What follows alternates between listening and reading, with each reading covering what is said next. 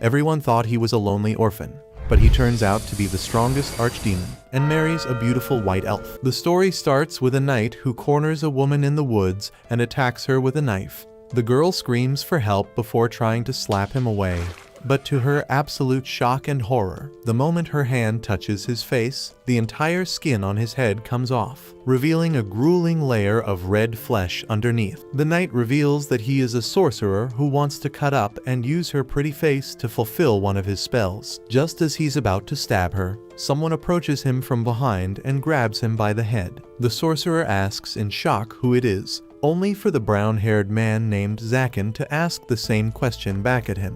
Zakin tells him that he was trying to get some sleep, but all the shouting in his territory ruined his slumber. The sorcerer realizes Zakin is a fellow sorcerer, and he messed up by trespassing in his territory. So he tries to sweet-talk Zakin by saying that if he lets him go, he will share the powerful sorcery secrets he discovered from his research. Zakin coldly replies that he does not need to learn any magic that requires hurting people and crushes his head in his hands, squirting blood all over the girl, who simply gets knocked unconscious because of the shock. Zakin immediately realizes that he might have gone too far, and has definitely given her some PTSD. He uses magic to clean up the crime scene so that everything reverts to normal. The blood on the girl's face gets off, while the knight gets his face back and lies on the ground dead. After this, he notices that the woman is wearing a cross and realizes that she is from the church, which is bad news because the worshippers are the sworn enemies of sorcerers, and despite saving her, he might be blamed for the attack. Still, Zakin decides it doesn't matter to him and decides to finish the job by translocating her to another village while hoping that the girl will think it was all a dream when she wakes up. He tries to finish his casting circle, but something interferes with his magic, causing it to fail. He turns around immediately to find another very powerful sorcerer named Barb appear in front of him. Barb looks at the strange scene and asks him what happened. Zakin explains that he was just teaching a lesson to a creep who wandered into his territory. Barb disagrees with him about calling the other sorcerer a creep because the sole purpose of sorcerers is to pursue power and other people are just fuel to be used to become stronger. Zakin stays silent at this statement when Barb senses that the woman on the ground has a lot of mana coming out of her and that they should use it in their magic. But Zakin refuses by saying that he is not interested in sacrificial magic and creates a magic portal again to translocate the girl to a nearby village. He tries to return to his chambers to follow through on his much-needed nap, but Barb insists he has come to Zakin for a good reason. He reveals that one of the 13 archdemons has died, which is enough to get Zakin's attention. The archdemons are the pinnacle of sorcery, and those who earn the title have boosted mana and the power to command lower-ranked sorcerers. Barb explains that the strongest archdemon named Marco, who lived a whole 1,000 years, died, and there is going to be a huge auction for his possessions in his territory. This convinces Zakin to go there, but he's pissed to have Barb come along with him because he knows that Barb's only invited him so he can be a leech and use his money to buy things. They reach the archdemon's territory, which is a bustling city named Kyanoids. It is already overflowing with people who've come for the auction, selling and buying goods, while a bunch of slaves sit in a dark alleyway awaiting their future masters. Zakin notices the tight security, and Barb explains that lately, some sorcerers have been abducting a lot of girls with huge amounts of mana to use in his sorcery, which has caused a panic. Zakin wonders why anybody would want to do something so risky and pick a fight against the church, suspecting that they must be planning to summon something big like a demon. The two enter the auction hall and take their seats as the moderator tries to auction off the items to the riled-up audience. Barb points out they are in the midst of a celebrity crowd, which includes some of the most powerful sorcerers who are being considered as candidates for the late Marco archdemon's seat. Zakin asks how the successors are decided, to which Barb replies that the remaining 12 archdemons will debate and decide who the worthiest sorcerer is to receive the throne. Eventually, the moderator hypes up the crowd for the final item in the auction, which is revealed to be a purebred elf, a rare race of magical beings who are closer to gods and nature beings than humans. The moment Zakin lays eyes on her, he is overwhelmed by her beauty and his heart starts racing. The moderator starts the bid at $10,000, and Zakin immediately calls $1 million. which surprises every single person including Barb, who tells him that it is too much money, even for an elf, and asks what crazy sorcery he's planning to use her for. Zaken merely gives a smile so unsettling that it even creeps Barb out. He immediately jumps down to look closely at the elf and notices a chain around her neck. The moderator tells him it must be there to stop her from escaping, but nobody has been successful at breaking the collar. Later that night, deep inside the forest where Zaken's castle is, he decides to try and have a conversation, but his years of being an incel have made it impossible for him to learn how to talk to women. Before he could say anything, thankfully, the elf speaks up and requests him to let her ask a question. He is immediately struck by the sweetness of her voice, and he tries to play it cool, but instead sounds annoyed when he tells her to ask away. She introduces herself as Nefi, and with sad eyes, asks him how she is going to die. Zaken is shocked over her grave misunderstanding, and he immediately tells her that he is not going to kill her, which makes her believe that she will have a fate worse than death after seeing the torture devices in the womb. Zaken gets embarrassed because he never got rid of the previous owner's things because he was too lazy to. He gives the excuse that they are just for decoration, and insists that even though he is a sorcerer, he has no interest in torturing or killing her for any reason whatsoever. He asks whether she has a family, but she claims that she is an orphan and also a cursed child, but does not explain further. She then asks that if not for sacrificing or torturing, why did he buy her? And because he can't openly simp for her yet, he tells her that she doesn't need to know that. He walks up to her and tells her that they should look around for a room where she could stay. She interprets this as him saying she will pick where she dies, making him realize that this girl was probably enslaved at a very young age and was told all her life that she would be sold to a sorcerer who would sacrifice her,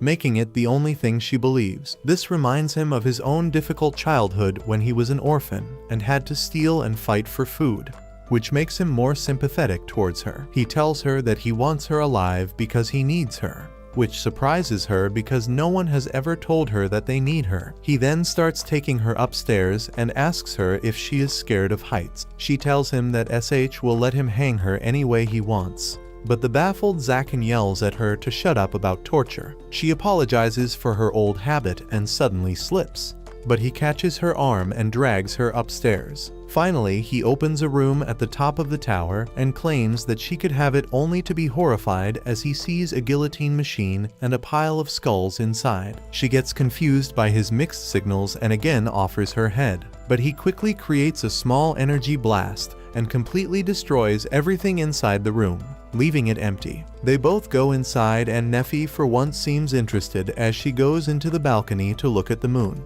Zaken is relieved to see emotion on her face, but is disappointed that he can't use sorcery to get the moon for her. Suddenly, Nefi asks whether she could stay in this room and Zaken happily agrees, starting their friendship.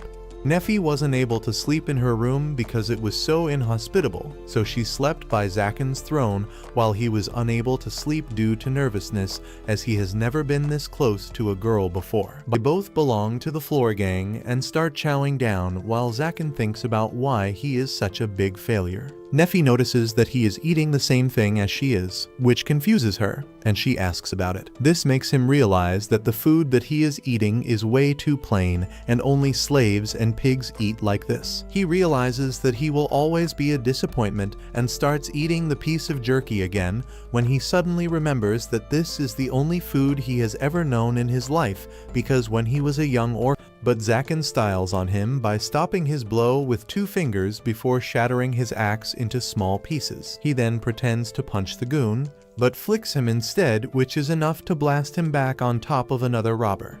The hooligans start crying like little bitches, just like any other bully, as he remembers that he has destroyed a lot of robbers in his hood, but no one thanked him before, but immediately realizes that it is all because of Nefi, as he looks less scary with a cute girl. On the way to the town, Nefi asks why he helps these people, and while trying to say something smooth, he ends up making a fool of himself once again. Upon reaching the town, he went to meet her guy best friends. Zaken gets embarrassed and tells the furry to immediately put some clothes on her, otherwise he will burn his shop to the ground. The furry immediately goes back in and soon comes out with Neffy dressed in a beautiful maid's outfit. The furry explains that the dress is made up of high-quality silk leather at the table, as food is brought up to them, but he notices that Neffy seems very uncomfortable. She reveals that all her life she has never eaten like this, while Zaken thinks how alike they are in terms of their childhood. He reassures her, and she tastes the small tomato, which blows her mind away, and to thank Zaken, she also feeds him with her own spoon. While Zaken feeds her as they start acting like clingy, love-struck teens. The other customers laugh at them, which makes them insecure, and they quickly leave into the night and head back to the castle. The next morning, Zaken wakes up to find Neffy standing in front of him with a smile, asking whether he would like to have some breakfast. Zaken gets up surprised but happy, asking if Neffy really made food for him, and she tells him that she did, and it's in the dining hall. He starts walking ahead, and after collecting his courage, he says good morning to her and heads straight for the dining hall. He is stunned the moment he sees the dining hall, as it looks straight out of a fairy tale, as it used to resemble a graveyard, but Neffy renovated and cleaned it completely. He walks towards the chair only to see a piece of freshly baked bread on the table, which surprises him as they never bought bread, but Neffy replies that she made it fresh for him. He asks whether she has eaten already, but she shakes her head, so Zaken tells her to join him on the table, but she replies that she only made food for him, as she forgot to make anything for herself. Zaken tells her to share half of his food, but notices that there is only one chair, so he asks her to sit on his lap. They both get embarrassed, but Neffy finally sits on his lap, as he feeds her from his own hands, while she returns the favor by feeding him some soup, as he tells her that they will be eating all meals together from now on. A couple days pass by and Zaken was busy reading books, while perched on the stairs in his library, when Neffy comes in and asks what he studies all the time. He tells her that it is sorcery and magic spells that he is learning and points towards some magical figures on a paper. He asks whether elven sorcery is different, but Neffy claims with a sad face that she can't use sorcery. Zaken finds it weird as she has a lot of mana compared to any normal person, and tells her that they can draw an entirely different magic circle inside another magic circle, but most of the times either the spell will never work or the spell will malfunction, causing a lot of damage. Only a person who has completely mastered the control of their mana can create something like this, and this will also make them be able to hijack anyone's magic circle, essentially making them the strongest sorcerer on Earth. He tells him that lots of people have tried, but all of them have failed, as it is an incredibly difficult task. He then sits down on his chair, while Neffy asks him what he is going to do with his incredible powers. Zaken thinks about it, but replies that he is just going to try and survive. He continues to tell Neffy that when he was young, he had no money or friends that could help him. He was truly alone in this world who stole to survive, but one day, a sorcerer captured him and put him inside his dungeon to be used as a sacrifice. But just before he was about to be sacrificed, Zaken managed to turn the tables and killed the sorcerer instead. Neffy tells him sadly that she was never able to be that strong, and just when Zaken was going to comfort her, he senses some intruder on the property, which sours his mood completely. He tells Neffy to stay inside and cook dinner while he deals with some of the uninvited guests. The intruders turned out to be knights from the church, while the Lady Paladin uses her sacred sword to slice through Zaken's defensive barrier. Zaken immediately appears in front of the gate with a bang and starts trash-talking the church, which pisses knights off, but the Paladin stops them from doing anything. Zaken realizes that the Paladin looks similar to someone he has seen before, while he notices that she possesses one of the 12 sacred swords that are incredibly strong and a symbol of the church's power. He suddenly realizes that the Paladin is the same girl who he saved the other day by that weird faceless molester knight, and thinks about how he would have killed her if he knew she was a paladin. Zaken tells them to piss off and uses a basic magic spell at the Paladin, but one of the knights immediately jumps forward with his shield and blocks the attack. Zaken knows that he didn't use his full power, but he was still impressed by the knight. The black-haired shield guy shouts at him for attacking them, but Zaken insults him to his face, angering him as he swings a huge axe at him, only for Zaken to hit him with a magic punch, shattering his armor and blasting him away. He tells them to leave his property immediately, but the blondie doesn't listen and try to swing his sword at him, only for Zaken to snap the sword in half with his fingers, and as he then flicks the man in the head, knocking him out, he puts his foot on the knight's face and tells the paladin to stay at her place, otherwise he will crush this one's face. She puts her sword down and asks why is he trying to torture them instead of killing them. Zaken replies that if he kills them, the church will send someone else, but if he hurts them, they will tell the story to everyone and people will start fearing his powers. The paladin realizes that Zaken is bluffing as he doesn't want to kill anyone, so she takes her sword out and swears to kill him. Zaken creates a magic circle, but she rushes forward and slashes the circle in half, surprising Zaken with her strength. She keeps running forward while attacking, but Zaken calmly dodges all her attacks and tells her that he doesn't fight women, and also because she reminds him of Nephi. She calls him evil just because he uses sorcery and vows to destroy all the sorcerers, while Zaken calls her hypocrisy out and claims that she is using her powers to kill sorcerers without caring for whether they are innocent or not, which makes her the evil person. The girl gets triggered and rushes forward with an attack, but Zaken dodges and puts his feet on the sword. The paladin is able to get it free and thrusts the sword at Zaken, but he manages to stop it with his magic and grabs it in his hands. The paladin, however, is very strong and simply flings Zaken in the air and towards a tree, hurting his hands. She then immediately rushes forward to finish the job, but Zaken dodges the strike and grabs her blade. To his surprise, she whispers to him that he needs to pretend that he got killed by her, otherwise the church will never let him live in peace and send another stronger paladin to kill him. Zaken asks why he should believe a paladin, and she replies that he didn't kill her men and also saved her life before. Zaken realizes that if anyone finds out about this, she will die a horrific death. When suddenly Nephi came running out towards Zaken. He shouts at her to get back, but he is too late as one of the knights throws his spear at her. Zaken rushes forward and pushes her out of the way just in time, while the spear stabs him in the hand. He takes the spear out when he suddenly feels a very strong presence. The trees around start moving as Nephi stands up with anger burning in her eyes and tells them that they will pay for hurting Zaken. Suddenly roots start coming out of the ground and catches the knight before lifting him up in the air.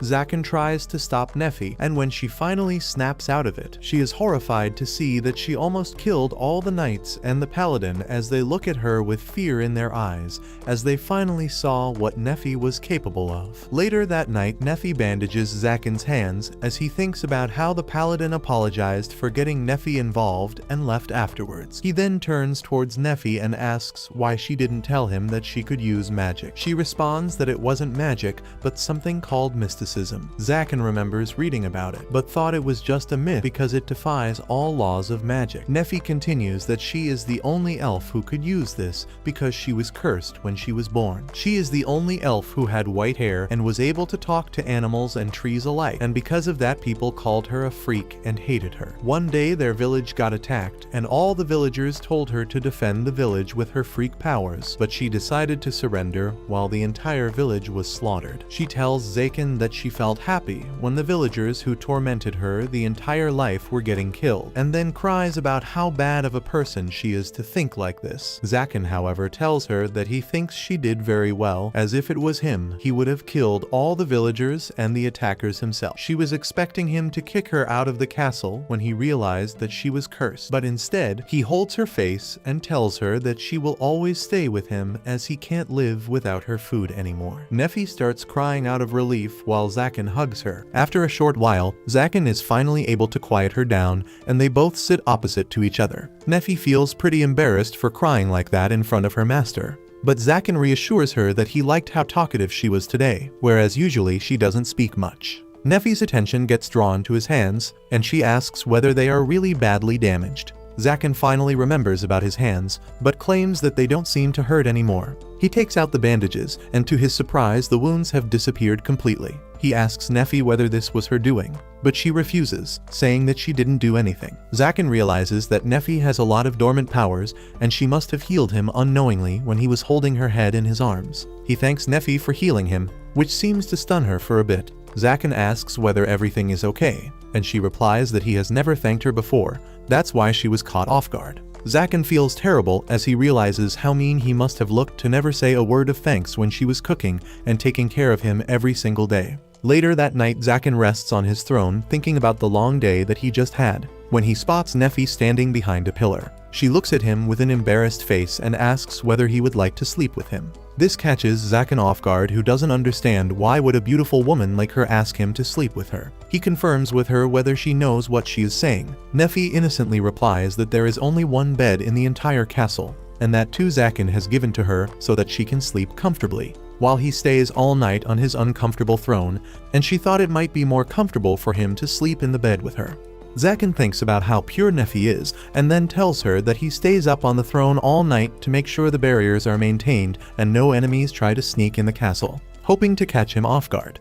She quickly understands the situation and sits down on the floor, asking him to lay his head on her lap so at least he can be a bit more comfortable than he is on the chair. Zaken can't believe that he is being offered a lap pillow, and knows that only an idiot will refuse a lap pillow, so he gladly accepts. He asks why is she so nice to him, and she replies that even after knowing that she is cursed, he still told her that he wanted her by his side, and also accepted his mystic powers, which she can't thank him enough for. Zaken tells her that she never needs to thank him for anything before putting his hands on her cheek, as he asks whether she wants to learn how to use magic properly. He claims that from what he saw today, he knows that she doesn't have a lot of control over her sorcery, but the amount of mana she released was incredible, especially considering that a huge chunk of it was subdued because of her color. He can't promise that learning basic sorcery would help her gain control over her mystic powers, but at least she will be able to defend herself better. She asks whether she would be able to protect him from trouble as well, and Zaken calmly replies that she already protected him from those knights from the church today. She thanks him for accepting her as his apprentice. She immediately hugs him, while this moves Zaken so much that tears form in the eyes of one of the strongest demons in this world, as he thinks how nice it is to have someone in your life. The next morning, while he was having his tea, Barb walks in the room and asks whether he is fine, as he heard the news that Zaken was attacked by the church. Zaken claims that he was attacked, but the knights were very weak. Barb tells him that he also heard that one of them had a sacred sword, and Zaken tells him that the paladin girl did have the sword and was pretty strong, as she destroyed a couple of barriers around the castle. While they were talking, Nefi brings him some tea, and he suddenly remembers her from the auction spilling his tea. Zaken quickly uses his magic to catch the spill, while Barb asks whether it's the same elf that he bought for so much money. Zaken claims that it is, when Barb asks why hasn't he sacrificed her yet. Zaken replies that he is not a barbarian, and instead he has taken her as an apprentice. Barb sits down again as he realizes that with an elf by his side, Zaken can probably use every single kind of magic known to man. Zaken feels annoyed that he is talking about Nefi as an object and claims that it was Nefi who scared the knights away by her magic. Barb remembers the mess he saw outside and asks Zaken whether he is after the Archdemon's seat. Zaken thinks about how he only needs the key to free Nefi, but lies about it and replies that he does want the seat. He knows himself that he is unlikely to be chosen because he started learning about magic just 10 years ago, whereas other sorcerers have been studying about magic and its properties for hundreds of years and have amassed a great knowledge which he can't even come close to.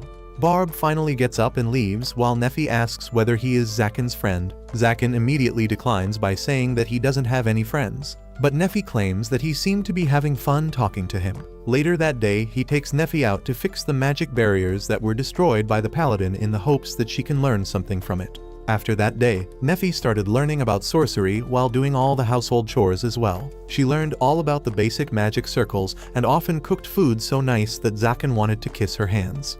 Soon Nefi learned all the basics of sorcery, and Zaken told her that she knows enough magic to do some basic spells. Soon a month passes by since he started living with her, when a magic bird tries to enter Zaken's barrier, but he stops it using his magic circle. The two-headed bird calmly delivers a small envelope to him and flies away immediately. Zaken opens the letter only to find that he got summoned by the 12 archdemons to present himself in the city of the sorcerers. The next morning, he goes down to the city and enters an underground lair.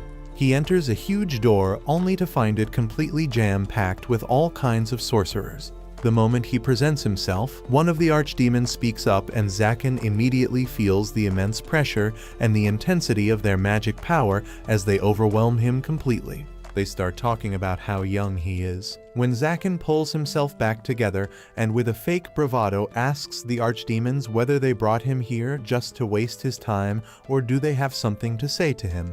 One of the archdemon commends his bravery for speaking to them like this, and cuts to the chase, telling him that he has been selected for the position of the 13th archdemon. Immediately after that, the archdemon produces a red magical crest in the air with such an immense amount of mana concentrated inside of it that Zaken starts feeling sick. The archdemons claim that this crest belonged to the previous 13th archdemon, and if Zaken accepts, it will be passed on to him alongside its power and prestige. Zaken looks at the archdemons and asks why they have chosen him, as there are sorcerers who are much older, more knowledgeable, and even powerful than him. The archdemon agrees that Zaken's powers are still very weak, but the fact is that he has some latent abilities which are so powerful that none of the sorcerers here, including the archdemons, can kill him.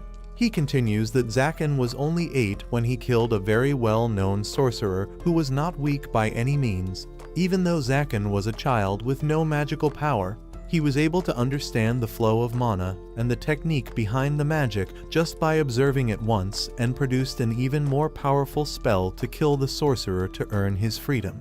The archdemon tells him that his sorcery is so unique and powerful that he can overpower any sorcerer in the world and no one could do anything about it. Zaken looks at them and asks if he is so strong, then he could just kill all of them and take all their belongings. This makes the archdemons laugh, as one of the old archdemon tells Zaken to be mindful of where he is standing. She claims that Zaken is strong indeed, but if he tries to cross them, they will take every single thing Zaken holds dear. He immediately thinks about Nephi and how he couldn't put her life in any danger. He starts thinking about his options, as he knew from the day that he became a sorcerer that a normal life is something he cannot have. But becoming an archdemon will mean that he will be diving into a darker path altogether. He knows that Nephi doesn't deserve to walk this path, as she will just suffer because of this darkness. The archdemon pulls him out of his thoughts and asks him for an answer. Zaken looks at him and puts a condition for accepting the title. The archdemon asks what more could he want than the title of one of the archdemons, and Zaken replies that he wants all the possessions of the previous archdemon. The sorcerer agrees to the arrangement and produces the crest before Zaken absorbs it on his hand, officially becoming the 13th archdemon of the world. That night he returns back to his castle, where Nephi was happily cooking him a lamb stew which he loved. Nephi happily greets him but notices that something seems off about him. He claims that he went to meet the other archdemons and now has the property of the previous archdemon who owned Nephi. He produces a key and immediately unlocks the slave collar on Nephi's neck, which falls to the ground immediately. Before she could even process what was happening, he tells her that he is now the 13th archdemon and has no further use of her before kicking her out of the castle. Nephi sits down on an empty alleyway in the middle of the night, unable to process what just happened to her. She gets up to go back to the castle, but finds the broken slave collar, remembering that her master, who told her that he would never leave her alone and wants her to stay with him forever, just kicked her out like a stray dog. Nephi wanders around, unable to think of a life without her master, when suddenly a girl ends up calling her over and asks whether she is okay. Nephi looks up slowly only to realize that the girl is none other than the Lady Knight who attacked them a month ago. Nephi was in such a terrible state that she believes that the paladin is here to take her life. But instead of running away, she accepts her death with open arms and tells the knight to kill her, as she has no intentions of living without her master. The paladin starts backing off, telling Nephi that she has no such intentions, but Nephi walks up to her, asking whether it's not the duty of angelic knights to kill the sorcerers, and claims that she is an apprentice to a sorcerer, which means she should be killed as well. A bunch of people roaming around on the streets end up overhearing this conversation and walk in to check what's happening. Because Nephi came to the market often to get groceries, most of the townspeople end up recognizing her and think that the paladin is harassing her because Nephi works for a sorcerer. The paladin tells Nephi to shut her mouth because she is making her sound like a serial killer when she is not. But before she could say anything more, The winged woman who helped Nephi get a dress ends up arriving on the scene and tells the paladin to back off. They start trash talking and calling names to the paladin, which turns so bad that she ends up breaking down on the floor and starts bawling her eyes out. Thankfully, Nephi steps in and tells everyone that the paladin hasn't really done anything to her, which silences the crowd as the bird woman asks Nephi why does she look so terrible then? The paladin starts crying and shouts at the crowd that she hasn't done anything. The bird woman ends up taking her to a local tavern where the paladin regains her composure and introduces herself as Chastel. The bird woman calls herself Manuela and asks whether she seriously didn't do anything to Nephi, because she seems to recognize her. Nephi stops Manuela and tells her that even though they were fighting, Chastel never tried to hurt her and it was one of her subordinates that attacked. Chastel thinks about how the guy who Nephi attacked with her mystic magic got so much PTSD that he can't even look at a tiny plant now as he fears they will eat him. The tavern cook gets Nephi some food, but she claims that she doesn't have any money for it. Manuela tells her to eat up as she will take care of it, but tells Chastel that she will have to take care of her own food. Nephi tries the food, and it makes her remember the lamb stew that he cooked for Zaken with so much love, and tears form in her eyes immediately. She starts crying completely while Chastel asks whether she did something with a worried look. Nephi tells her that she got kicked out by Zaken and starts bawling her eyes out as both Chastel and Manuela run over to comfort her, and after finishing her food, Nephi tells them about what happened. Chastel tells her that she thought he was a half-decent person, but now it seems like he was just using Nephi for his own benefit. Nephi, however, defends Zaken and claims that he is not that kind of a person. Manuela asks what happened before he kicked her out, and Nephi tells them that he came home and told her that he has become an archdemon. This surprises both of them, and they explain to Nephi that this entire town was more or less run by the 13th archdemon, who was a pretty decent person. But after his death, things started getting bad and girls started getting kidnapped by sorcerers to use as a sacrifice. Chastel claims that the church believes that the archdemons are their sworn enemies, but there are only 12 sacred sword, whereas the archdemons are 13 in number, which means the knights are at a disadvantage. To get an even playing field, the church tries to attack the newest member of the archdemons because they haven't gained a lot of powers yet, which means that they are easier to kill. Nephi wonders whether that is the reason why Zaken sent her away. But Chastel breaks her thought and asks whether she thinks Zaken is capable of kidnapping girls and using them for sacrifice. Nephi quickly defends Zaken, claiming that he has no interest in using anyone for sacrifice and spends most of his time reading books on magic. Chastel ends up believing her as she remembers that Zaken was holding back a lot when he was fighting her just because she was a girl. She tells Nephi that when she first saw him, it looked like he was sad and needed help and compassion from a different person. Nephi completely understands what Chastel was talking about as she remembers how happy he was when she was with him, and thinks to herself that he might need her help to feel happy again, and gets up from her table, claiming that she is going back to Zaken. Both Manuela and Chastel get up and ask whether she will be okay going out alone. Nephi claims that she needs to go regardless, because even though Zaken is super strong, and no one can defeat him very easily, he still can get hurt, and no one in this world can stay happy if they are left all alone. She turns towards them with newfound inspiration and claims that she wants to be there to support her master in his time of need. Chastel smiles and tells her in that case she will go with her and do her duty as well. Nephi gets worried and asks whether she will fight him again, but Chastel immediately tells her that she is just going to escort her to the castle. Moreover, she claims that there is a sorcerer who is using the name of Zaken to commit crimes, framing him in the process, and she wants to figure out who this evil sorcerer is. Suddenly, the door of the tavern opens, and the three knights that accompanied Chastel before appear inside. They immediately get scared to see Nephi there. Suddenly, the entire surrounding starts getting devoured by a darkness that no one can get away from. The darkness covers Nephi while Chastel ends up pushing Manuela away, saving her as she flies outside. A strong voice booms from the darkness that claims to be Zaken, and tells the knights that he is going to take both the girls back to his castle and sacrifice them to increase his powers. Meanwhile, Zaken looks at the moon remembering Nephi, while some knights from the church crawl on the ground totally helpless against the archdemon. He turns around and tells them that they are not very strong, and moreover, he didn't even have to do anything as they simply fell for the trap that Nephi put when she was training. This makes him feel sad, but he reminds himself that this is for the best, as now no one will try to harm her.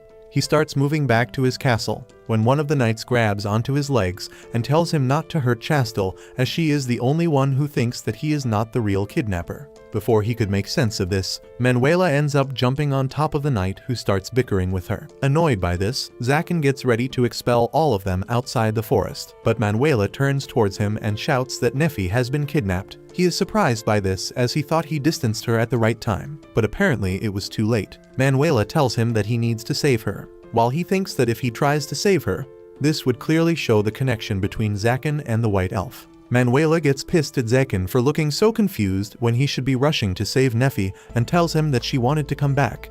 He can't believe that she would try to come back even after he treated her so badly and kicked her out. He looks down into the earth as he tells Manuela that every single sorcerer in this world is extremely selfish, and he is no exception. That is why he will find Nefi and get her back, because she belongs to him and no one else. He vows to make sure that she is safe, even if he is forced to sacrifice the entire world for it. He turns around and conjures a magic circle and asks Manuela whether she wants to come with him. Manuela immediately agrees, but to his surprise, all the knights jump on him as well, begging him to take them as well. He tells them to get away from him so that he can at least cast the magic first, and begins the preparations. Meanwhile, Nefi wakes up from her slumber, only to find herself shackled to the wall alongside Chastel. The paladin asks whether she is okay, and Nefi claims that she is fine, but the shackles have blocked the flow of her mana. Suddenly, a voice sounds from afar, and a shadowy figure emerges who turns out to be none other than the scheming snake Barb. Nefi tells him that she thought of him as Zaken's friend, but Barb mocks her, claiming that sorcerers have no friends. He claims that Zaken killed a famous sorcerer when he was 8, and that sorcerer was none other than Barb's teacher. After that, Zaken ended up inheriting the sorcerer's castle and all the money before spending it all to buy Nefi.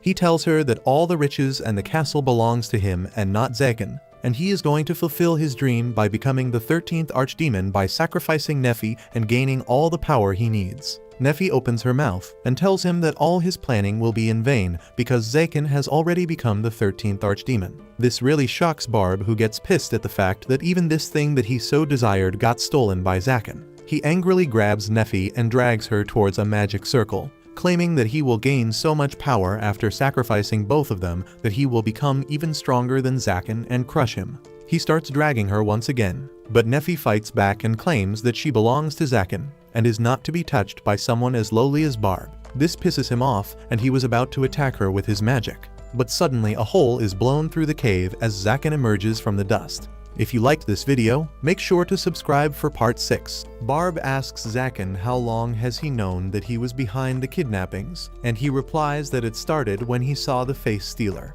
That guy was super weak and couldn't have broken through the barrier surrounding the castle on his own, so there must have been someone backing him up. Zaken knew only one guy with the habit of breaking his barriers and entering his territory, and that was Barb. Zaken knows that Barb specializes in creating pocket dimensions and transporting and summoning things using them. He remarks that just after the face stealer and the Holy Knights were dealt with, Barb showed up at his door as if to check the result. It would be stupid of him to not suspect him after all that. Barb sneers and asks why did he still welcome him and serve him tea after knowing that, and Zaken replies that he just wanted to figure out his plan. Zaken then turns his attention to Nefi, who blushes on seeing him. He declares that Barb won't be forgiven for hurting his girl and sends a magic attack towards him. Barb tries to block it, but then suddenly, Zaken leaps at him and breaks his arms with a clean strike. He disables his legs, and Barb falls on his knees, screaming in pain. Zaken then heads to Nefi and frees her from the shackles. He nervously asks if that hurt her, and she tears up as she runs to him. She says that she was hurt, but he looked much more hurt than her. She says that he is her master, and if he says that she is no longer needed, she should accept it. However, she doesn't want to leave him alone, and in pain after knowing that he is hurt, she buries her face in his chest and asks him to not be alone again. Zaken hesitates to hug her because he feels guilty for abandoning her, but he overcomes that feeling and embraces her. In that time, Barb has recovered, and he launches a sneak attack at Zaken from behind. Nefi is worried, but Zaken assures her that nothing is going to happen. The magic circle Barb just cast shatters and disappears. He tries using another magic circle, but it also turns to dust. The same thing happens no matter how many magic circles Barb uses, and he wonders why is his magic not being activated. Neffy is also confused and asks Zaken what is happening, and he reminds her about the ultimate sorcery he once told her about. He shows Neffy the trick he uses, which is creating identical magic circles as Barb and overlapping them so that they naturally cancel out. Barb freaks out and wonders if this is the legacy of the first sorcerer he killed. But Zaken tells him that if the old sorcerer could use it, he would have never died. He recites the story of how he was 8 years old when the man kidnapped him, and he memorized the magic circle he used that time. Zaken claims that in a desperate attempt to save his life, he drew that circle on his palm with his blood, uncertain if it would actually work. However, when the evil sorcerer caught him while he was trying to escape and used the lightning spell on him, Zaken used it against him instinctively. Because of that, the evil sorcerer's magic circle was cancelled, and he got electrocuted by Zaken's attack. Barb declares that it was just a fluke, and he creates dozens of magic circles at once, but Zaken cancels them all within a couple of seconds. Barb has lost hope now, because some of the magic circles he just used were brand new, and Zaken had never seen them before. He asks him how he could overwrite everything so easily. Zaken tells Barb that he is a shabby third-rate sorcerer, if that was the best he could do, because even an amateur could deal with his magic with the right timing. He reveals how he was completely focused on researching magic after he became a sorcerer, and completely shut off communication with the outside world. Even his friends from the streets didn't come looking for him, but Barb did. He came to visit him every occasion he could find. They even fought with each other. But over time, Zaken decided to accept him as an inevitable nuisance, and they began getting along quite well. Barb says that he could have killed him any moment he wanted. Zaken decides to give him a taste of his true abilities and summons a complex, multi-layered magic circle that has absorbed all of Barb's magic circles he destroyed earlier. Barb asks him if he devoured his magic circles, and Zaken replies that it is a nice way to put it. He tells Barb that he truly was worthy of being a Demon Lord candidate. That reminds Zaken that when he was made the 13th Demon Lord, he was given a new title, the Sorcerer Slayer. Just as Zaken reveals his title to Barb, he uses the magic power stored in his complex magic circle and shoots it towards him. Barb takes a direct hit and collapses, writhing in pain. He realizes that even if he was an archdemon, he could not stop a punch from Zaken, much less defeat him. Zaken walks towards him, and Barb begs him for mercy as he accepts his defeat. He swears to give him all his knowledge and never show his face before him again, and Zaken suddenly stops.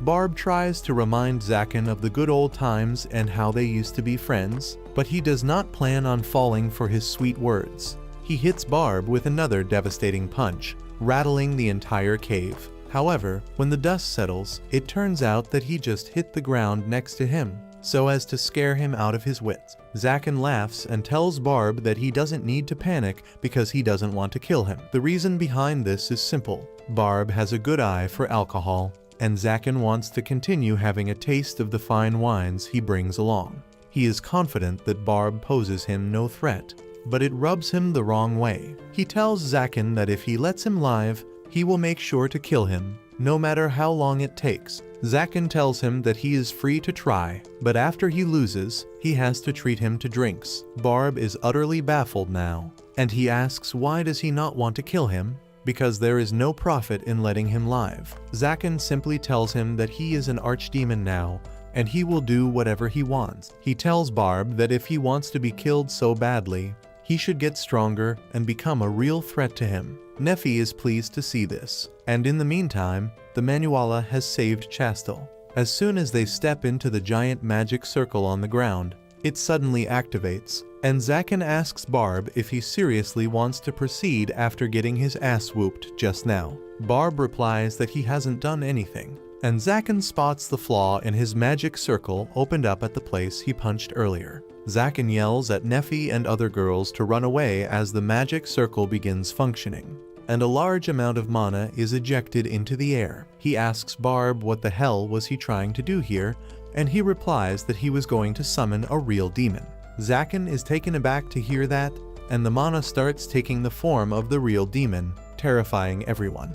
Demons have been part of the myths of this world, and it is said that they once used to live on Earth before going to another place. No one seems to have definite proof about their existence, but it is speculated that the symbols used in magic circles by the sorcerers and those used by the church are based on knowledge of demons and gods. Zaken realizes that Barb did something outrageous by summoning a demon here, but then notices that it is an imperfect summoning. He thinks that it was because he tampered with the magic circle and no one was sacrificed for this magic, but despite being just a shadow of its true self, he can tell how strong the demon is.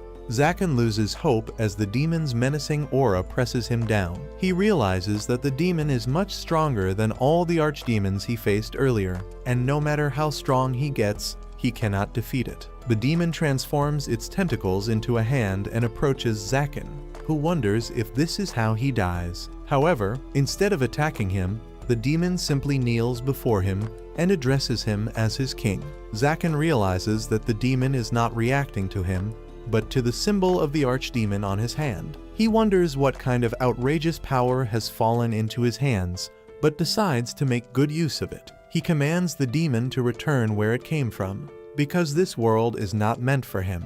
The demon stares at him silently and then begins moving back into the magic circle, rattling the ground as he leaves. Once he is finally gone, Zaken falls to his knees and the summoning magic circle vanishes. But now, the cave has started to collapse, and Zaken immediately picks up Nefi and the other two girls. He asks Barb to grab on too, and he latches to his robe as Zaken runs out of the cave. The wreckage is about to block their exit, when suddenly, the Holy Knights with Chastel arrive there. Thanks to them, everyone is able to evacuate safely. After saving Chastel, one of the knights starts crying, while the other tries to tell Zaken that they are here just to save their leader and rescue the civilians. They insist that they have no plans of cooperating with an evil sorcerer like him, and Zaken simply tells them to go home if they are done talking. The knights curse him as they leave, and then Manuela also thanks him for saving her, before asking him to talk things out with his girl. After she has also left, Zaken turns to Barb and asks if he plans to fight him.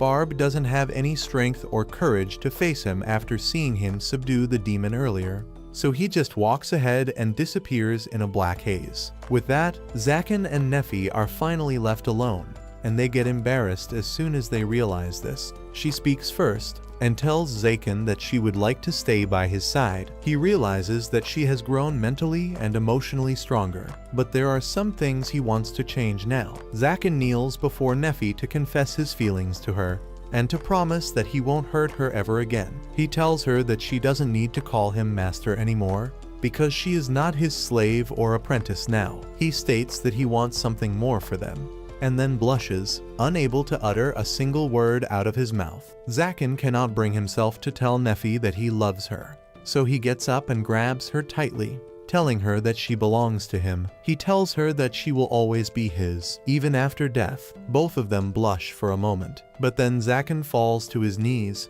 wondering why couldn't he just tell her that he loves her. However, what he just said was enough to make Nefi cry tears of joy. She pulls out the broken collar from her pocket and requests Zaken to put it back on her. She wants to wear it as a reminder of how she came into Zaken's life, and he accepts her feelings. He gently puts it around her neck, thinking that it is a bit too big for an engagement ring. They watch the sunrise together after that, and Nefi asks him what their relationship is now if she is not his slave or apprentice. He falls silent on hearing that and blushes, hoping someone will approach him with an answer. Soon after that, the news about the new archdemon spreads throughout the region. People talk about how Zaken looks scary, but is actually a decent person. Two fellow sorcerers, who were prominent archdemon candidates, also hear this, but they don't seem to mind that a sorcerer much younger than them has reached a position they were eyeing. However, there are some people not too happy with Zaken becoming the new archdemon. Among them is the bishop who commands Chastel.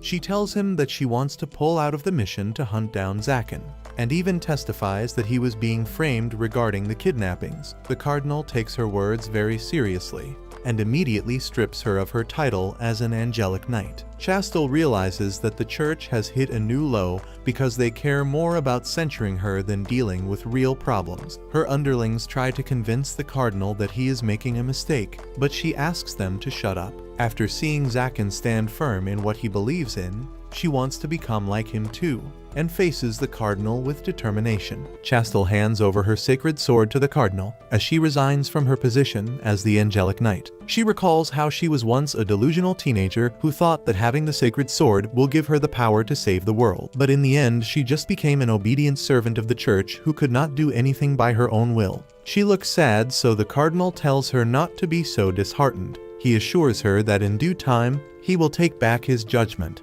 and she will be reinstated as an angelic knight. Chastel fails to understand his meaning, and the old priest tells her that sacred swords choose their wielder, and thus she is not someone they can simply discard. He puts his hand on Chastel's shoulder, promising that he will try his best to resolve this issue. However, the cardinal cannot offer her more than political protection right now. He tells Chastel that the most powerful sacred sword user named Raphael is heading towards them, and she freaks out on hearing the name.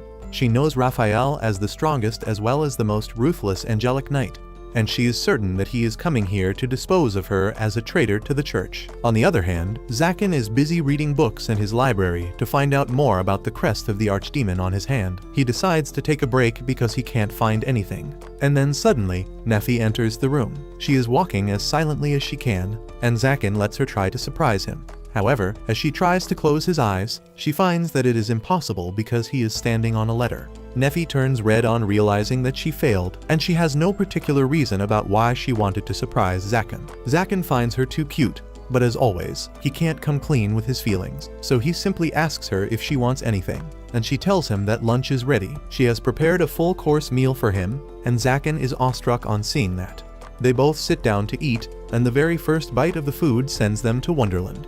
After that, he tastes the pudding she made, and gets blown away by its taste as well, when he suddenly notices the barrier around his castle shattering. Zaken tries attacking the intruder from a distance, but he protects himself using a barrier. The intruder is a strange lizard-like human, who uses a powerful magic spell to break through the castle's gate. He quickly makes his way to the dining room, and even Zaken is low-key impressed that he managed to pass all the traps he laid in the way. The armored lizard man is a powerful magician named Valefor the Apparition, whom Zaken saw on the day he bought Napi in the auction. Valefor wants to kill him and take over the position of the Archdemon, but Zaken coldly tells him to wait because he is enjoying his lunch right now. Valefor is taken aback for a moment, but then he unleashes his scaly arm, who blocks his punch effortlessly, and when the lizard dude opens his face to fire a magic beam at him, he simply knocks him out with a palm strike. The lizard helmet falls off, and Nephi goes to check up on Valefor. Zaken tells her to let the bastard stay unconscious on the floor, but she tells him that it is a girl. Zaken sees that the real magician inside the armor was just a kid, and he freaks out on realizing that he smacked her unconscious. However, as Nephi assures him that the girl is not in any danger, he is relieved. He carries Valefor on his back and takes her to their spare guest room. The girl soon opens her eyes, and the first thing she does is punch Zaken, who blocks her puny little fist with ease. He tells her to thank Nephi before doing anything, because she is the one who convinced him not to kill her. Valefor asks him why is he letting her live when she tried to kill him, and Zaken simply says that it was because Nephi wanted to save her life. He then asks her why she attacked him in the first place, and Valefor nervously tells him that she wanted power because she is too weak. She knows that Zaken is the newest Archdemon, and she had also heard about his reputation of canceling magic spells, so she thought that if she didn't use any spells, she could beat him. Zaken agrees that her plan was solid because he could not have countered her racial skills with his techniques by her strong, scaly arm and the magical breath she was trying to fire. He has understood that Valefor is a dragon. He knows that dragons can live for thousands of years, and wonders why did the girl feel the need to attack him then. However, as he sees her shiver nervously before him, she reminds him of his past. He also used to go after easy-looking targets to steal food, and often got caught and beaten. That is exactly what has happened to Valefor now. Zaken knows that there is only one correct response to her actions in that case. He declares that Valefor will be punished for trying to attack an archdemon, but her punishment is just to assist Nephi in the household work for 1 week.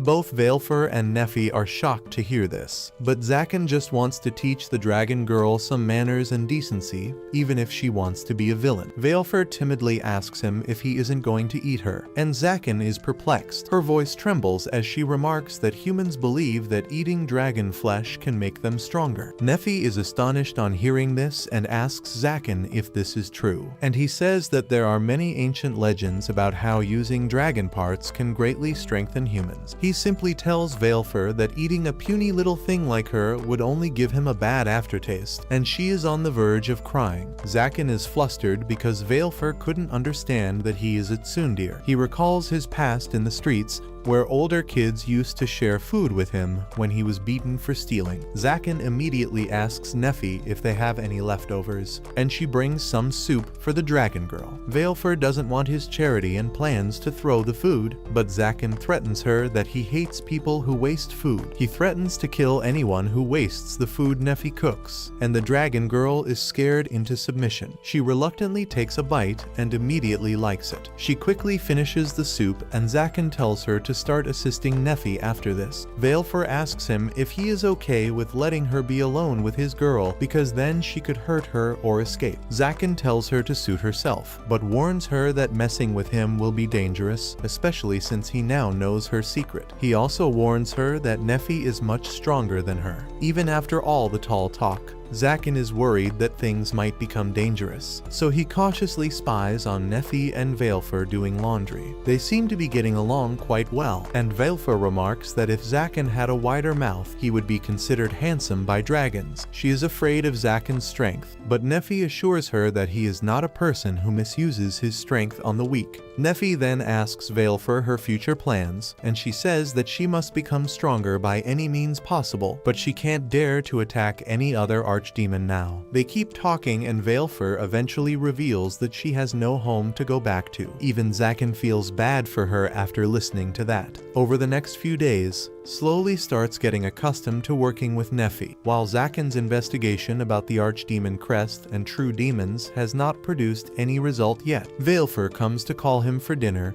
and they soon sit down to eat. In the middle of the dinner, Valefor abruptly apologizes for ruining Zaken's lunch when she invaded his castle. He finds her cute, but doesn't react too much. He then tells Nephi that he is going to investigate the former Archdemon's base again, and he will take the girl with him. She is flustered on hearing that, and asks if he really intends to share the knowledge of the previous Archdemon with her. She asks what if she steals the techniques and knowledge from him, and Zaken simply tells her that those things are meant to be stolen. Valefor doesn't understand why he is doing this, and Zaken tells her that it doesn't matter to him that she is a long-lived dragon or a strong magician. For him, she is just a kid, and he won't mind if she does as she pleases in his home. Valefor starts crying, and Zaken nervously ruffles her hair, telling her to stop crying and resume eating. He then tells her that if she works for him, it will be better because no one will try to attack an Archdemon's underling. Valefor blushes as she accepts his offer. She falls asleep as soon as they take her back to her room, still holding her spoon. Zaken takes the spoon from her hands, but Valefor unconsciously grabs his finger and calls him Daddy. Nephi smiles at Zaken and says that it seems they have a kid now. He takes a couple of seconds to react to that and turns red, and Nephi takes a few more seconds to realize the implications of what she just said. Both of them are too flustered and try to come up with excuses, but after they calm down, Zaken holds Nephi's hand, thinking about how he would love to start a normal family with her. If you liked this video, make sure to subscribe for part 8, and make sure to check out this brand new anime about a loser who gets reincarnated as a prince with godly abilities.